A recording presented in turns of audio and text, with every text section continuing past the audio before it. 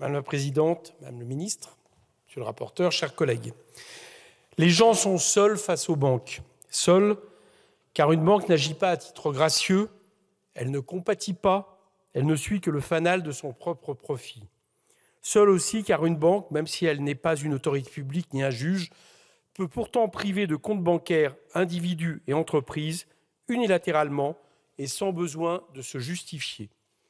Pourtant, avant d'atteindre ce point de rupture qu'est la fermeture de compte, les établissements de crédit sont bien heureux de dégager sur le dos de leurs clients des profits en constante augmentation. Selon le journal Le Monde, les bénéfices des 5 grands groupes bancaires français ont encore augmenté de 11% en 2024 par rapport à 2023. 32 milliards d'euros de profits qui assoient un peu plus leur empire sur les gens et les entreprises. Et les banques renoncent publiquement à leurs engagements climatiques comme l'Alliance bancaire net zéro et elles se frottent les mains à l'idée de financer les dépenses militaires qu'elles ont vite traduit en juteux profits. Ces mêmes établissements de crédit se satisfont également en Europe d'engranger chaque année 5 à 6 milliards d'euros de frais bancaires, selon les chiffres de la Cour des comptes européenne qui juge ces montants bien trop élevés. D'où vient donc que ces immenses entreprises qui ne connaissent que si peu la crise peuvent s'en rendre compte, priver quelqu'un d'un service essentiel. Car disposer d'un compte en banque est bien un service essentiel. C'est tout le sens de l'article L312-1 du Code monétaire et financier qui prévoit le droit au compte dont je vous rappelle également qu'il est obligatoire. Les protections actuellement en vigueur sont largement insuffisantes. Vous n'êtes pas assez rentable pour votre banque, elle peut fermer votre compte bancaire sans explication. Vous êtes une personne politiquement exposée, c'est-à-dire simplement un élu, la banque peut, dès votre élection, fermer votre compte bancaire ou ceux des membres de votre famille sans explication. Qui, ici, n'a pas connu pour soi-même ou son entourage la fermeture sans crier gare et sans raison légitime d'un compte particulier, voire d'un compte d'entreprise, mettant ainsi celle-ci en danger, et je dis bien pour aucune raison valable.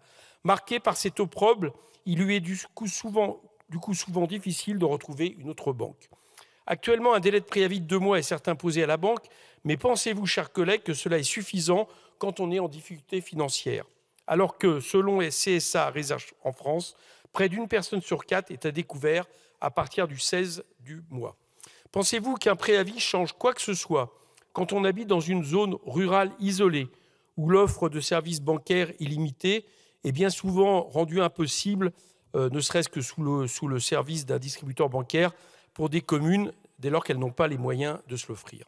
Alors qu'une proposition de loi pour lutter contre la désertification bancaire a même été adoptée au Sénat et transmise à notre Assemblée en juillet dernier. Une fois le compte fermé, il peut légitimement y avoir litige bancaire. Et une fois encore, on en revient au profit. Le profit des professionnels du litige bancaire, comme l'association France Consobank. Un numéro surtaxé à 80 centimes la minute, 90 € pour une adhésion et 200 € pour une conciliation.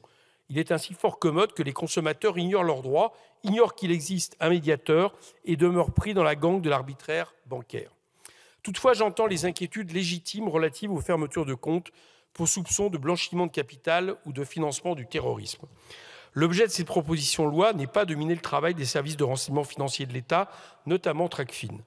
Mes portes et celles de ma commission leur sont grandes ouvertes, notamment pour une audition en commission que nous pourrions avoir d'ici très peu de temps. Nous pourrions ainsi étudier concrètement la manière de préserver leur action sans pour autant pénaliser la quasi-totalité des usagers qui n'ont aucun rapport avec le blanchiment ou le terrorisme. Si ce texte est adopté dans sa version la plus étendue, ce que je souhaite, il sera toujours temps de le modifier en ce sens au cours de la navette. Mais je le dis aussi, je ne voudrais pas que les inquiétudes, sans doute légitimes, de Tracfin, et je le sais du rapporteur, soient instrumentalisées par un lobby bancaire qui veut que rien ne change. Je conclurai en prenant un peu de hauteur. L'enjeu de fermeture abusive n'est qu'un des nombreux visages de l'asymétrie entre le client et sa banque.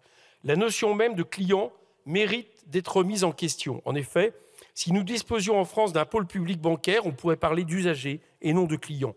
On pourrait considérer l'accès à des services bancaires comme un service public et non la source d'un profit privé toujours croissant sur le dos de celles et ceux qui peinent toujours plus. Faire en sorte de limiter les fermetures abusives de comptes bancaires, cela ne corrige que modérément l'asymétrie de la relation bancaire. C'est insuffisant à l'échelle de ce qu'il faudrait imposer aux banques, mais ça reste une protection en plus pour les consommateurs, raison pour lesquelles j'appuierai ce texte dans sa version étendue. Merci. Merci, Monsieur le Président.